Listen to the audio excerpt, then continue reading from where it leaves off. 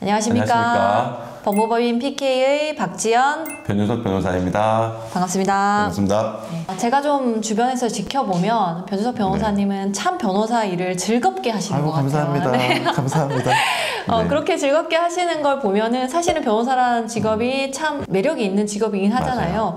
그거에 장점이 있기 때문에 더 즐겁게 하시는 게 아닐까 싶거든요. 생각하시는 변호사라는 직업의 장점 어떤 것들이 있을까요? 제가 생각하는 변호사 직업의 제일 큰 장점은 변호사라는 직업이 어떤 다른 직업들보다 더욱더 효율적으로 인생과 사람을 사유할 수 있는 직업인 것 같습니다.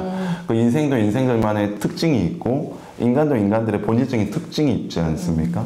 그러한 것들을 옆에서 대리 경험을 하거나 간접적으로 체험을 하거나 그로 인해서 삶의 지혜를 일을 하면서 얻게 되는 직업인 것 같습니다. 예를 들어서 사람들이 그전 방송에서도 말씀드린 것과 같이 좋은 사람들은 좋은 사람들끼리 모이고 나쁜 사람들은 나쁜 사람들끼리 모이는 것들도 경험하게 되는 것들, 또 어떤 경우는 저희 변호사 사무실에 오시는 분들이 인생의 굴곡을 겪는 분들이 많으시잖아요. 그렇죠. 가장 밑바닥을 경험하시는 분들 많으시잖아요. 그럴 경우에 특징을 보면 피와 식별이 확실히 되는 순간들인 경우가 있죠. 정말 그동안에 내 사람과 근데 겉으로 내 사람이었지만 나를 시기했던 사람들과 이런 것들을 분명하게 구별이 되는 그런 상황을 대리 목도하게 되는 직업인 것 같습니다. 그러면서 나는 앞으로 이렇게 살면 안 되겠구나, 이렇게 살아야만 내가 참된 삶을 사는 거구나 라는 것들을 겪을 수 있는 것이 가장 큰 장점인 것 같아요. 한 사람의 인생에 아주 깊게 관여한다는 것이 어떻게 보면 좀 무겁지만 어떻게 보면 정말 좀 말씀하신 것처럼 인생의 깊이를 더하는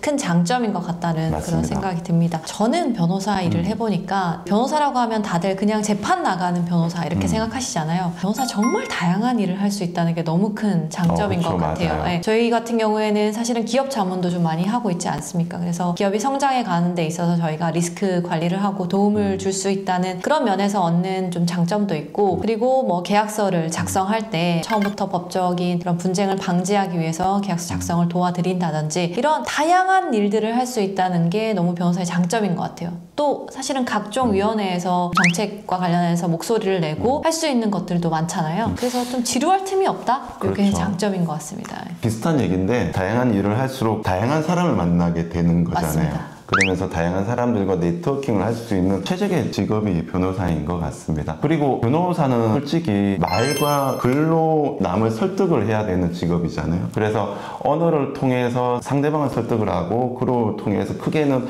세상을 바꿀 수도 있는 어떤 그런 개인적으로 단련을 할 수 있는, 타인을 설득할 수 있는 인생의 가장 커다란 무기를 단련할 수 있는 직업인 게 변호사의 또 다른 장점인 것 같습니다. 맞습니다. 그리고 사실은 사건이 비슷해 보여도 계속해서 조금씩 새로운 면이 있잖아요. 그 면에서 계속 좀 공부하고, 제가 어릴 때는 공부를 그렇게 좋아하지 않았는데 지금은 그렇게 새로운 것을 배우는 게 재밌더라고요. 그래서 예를 들어서 건축과 관련된 사건을 하면 건축에 대한 것을 배울 수 있고, 해양과 관련된 사건을 하면 해양과 관련된 것을 배울 수 있고, 이런 것도 굉장히 장점이라고 저는 생각이 됩니다. 제가 아까 전에 이제 장점 관련해서 말씀드린 게 말과 글로 타인을 설득을 할 수 있는 직업이다 관련해가지고, 변호사님 글 정말 잘 쓰시잖아요. 변호사님 블로그 중에 백수 도로테의 뭐 관련된 이 블로그 이름이 뭔가요? 백수 도로테를 네. 치시면 이제 제 블로그가 나오고, 저는 블로그를 사실은 변호사가 되기 훨씬 전부터 그 학생 시절부터 했었는데, 제가 제 스스로를 위로하는 방법이 글을 쓰는 거였거든요. 제일 힘들 때 글을 쓰면 감정이 좀 정리되고 누군가한테 털어놓을 것도 제 스스로 이제 털어놓게 되고, 제가 제 글을 보면서 많이 위로를 받는 편이었어요. 그런 것이 또 변호사 일을 하면서도 블로그에 좀 진실되게 진솔하게 제 얘기를 늘어놓는다 하면 좀 이상하지만 아무튼 좀 털어놓는 것이 누군가에게는 좀 친숙하게 다가가고 솔직하게 다가간다는 느낌을 줬던 것 같아요.